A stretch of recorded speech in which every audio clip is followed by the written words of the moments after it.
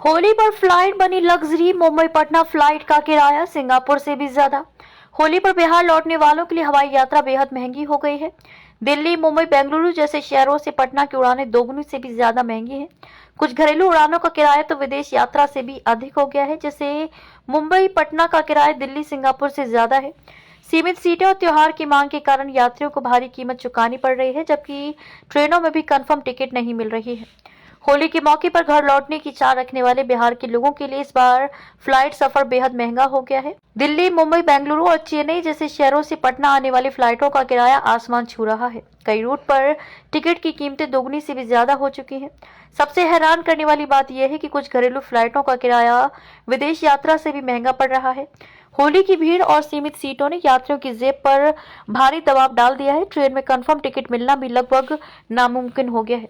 New Delhi से पटना आने वाली फ्लाइट का किराया 13,000 रुपए तक पहुंच गया है। आम दिनों में यही फ्लाइट टिकट 4 से 5,000 रुपए में मिल जाता है।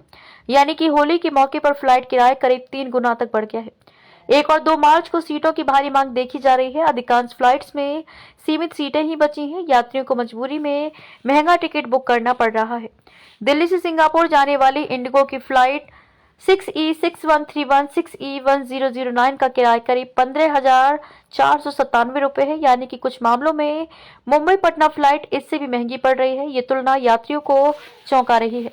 घरेलू फ्लाइट का किराया अंतर्राष्ट्रीय फ्लाइट से ज्यादा होना चर्चा का विषय बना है। सोशल मीडिया पर भी लोग नाराजगी जता रहे हैं। त्योहार की मांग का सीधा असर फ्लाइट किराए पर दिख रहा है। मुंबई से पटना के लिए 1 मार्च की सीधी फ्लाइट का किराया 16 से 17,000 रुपए तक पहुंच गया है। सामान्य दिनों में यही फ्लाइट टिकट 7 से 8,000 रुपए रहता है। यानी कि यहाँ भी फ्लाइट किराए में लगभग दोगुनी बढ़ोतरी दर्ज की गई है।